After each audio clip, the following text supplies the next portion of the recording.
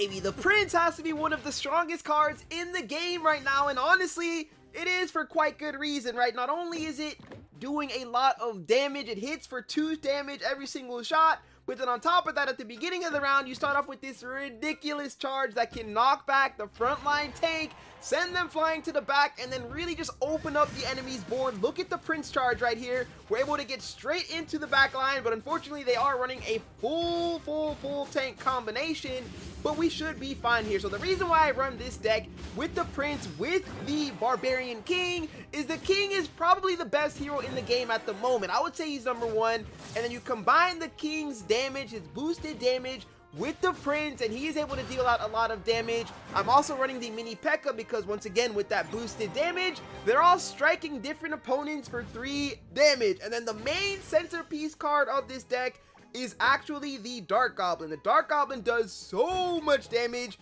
with the King boost that is actually insane. So here, I'm going to be placing the Prince right on top of the healing spot, and we'll have our Miner in the back, or our guard in the back to protect against the Miner.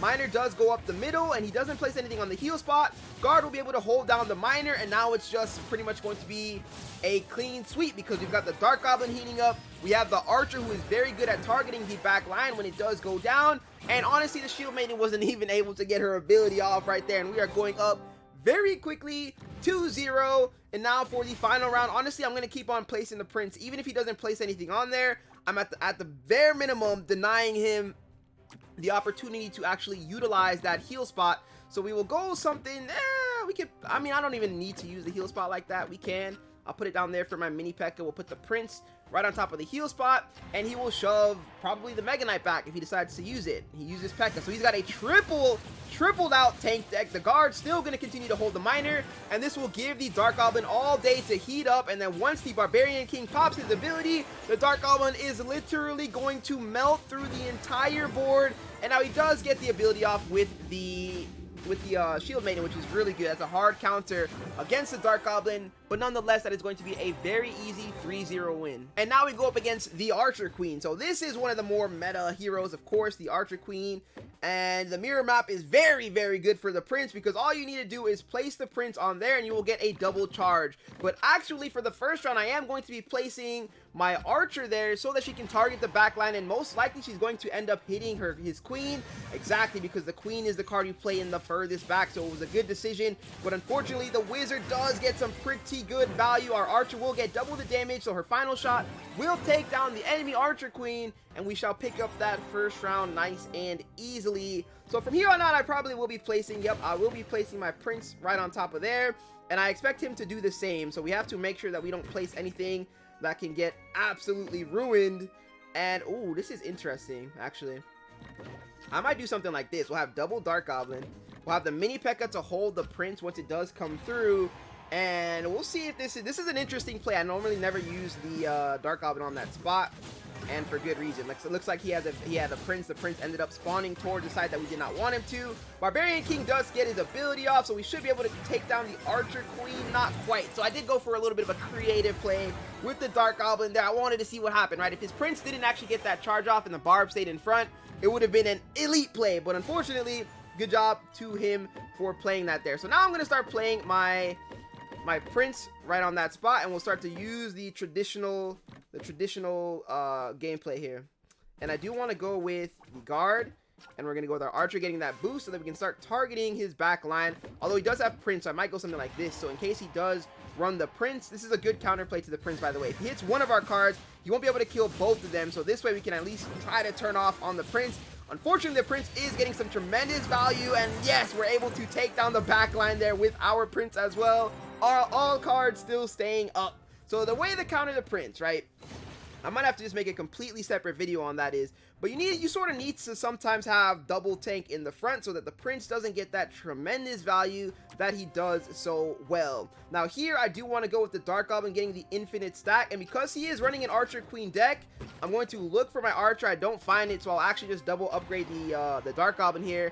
I like to upgrade the Archer a lot versus the Archer Queen, and luckily for us, the Prince will not be able to take down either one of our starting troops. So now we just have the Archer and the Dark Goblin in full effect, and that is going to be a full sprint through the rest of the board and a very easy win against the Archer Queen. And now we go up against the Royal Champion, right? So this is, I like this. We're getting a nice variety of decks in this video. We are on the mirror map again, however, so we will be going Prince.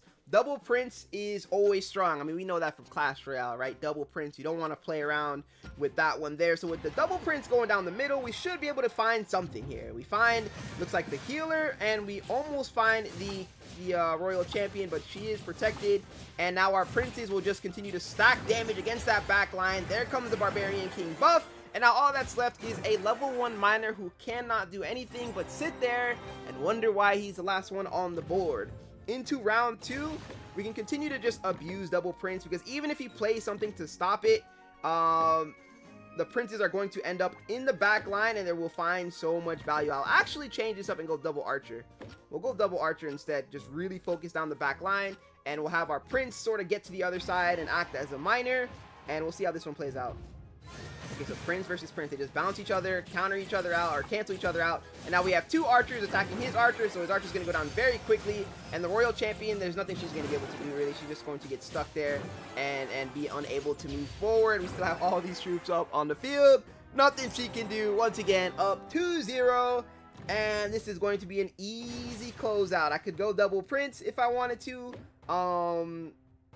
I could even level him up. I usually never level up the Prince, so I just like to leave him at level 1. Instead, what we'll do here is we'll attack 1 additional target, and we can get the Archer to 2 stars, going for the huge speed increase. And now we have the backline completely covered. I might as well play something on that spot. So we'll put the guard down just to absorb some damage from his Archer. And yeah, Prince hits that. Oh, so he opened up the hole. We continue to play the same spot. Predicted us, opened up the hole. So this should be his round 1. We took down our main damage dealer. But it's never over when it comes to the Barbarian King, because he heals up now, right? But he does have a healer as well. We're going to need to get some good crit damage from our mini P.E.K.K.A. So that's just really well played. I continue to play the exact same spot. And normally you want to play the Prince in the back. So I'm glad that mistake happened, right? So if I played my guard, I would have had my second tank ready to go and lining that up there. For example, if I played, you know, we're just going to completely ignore the mirror spot this time around. We don't even want him to think that he's figured something out. So we'll go like this. And I can go with infinite stack. And we can go with dissipate on the mini P.E.K.K.A.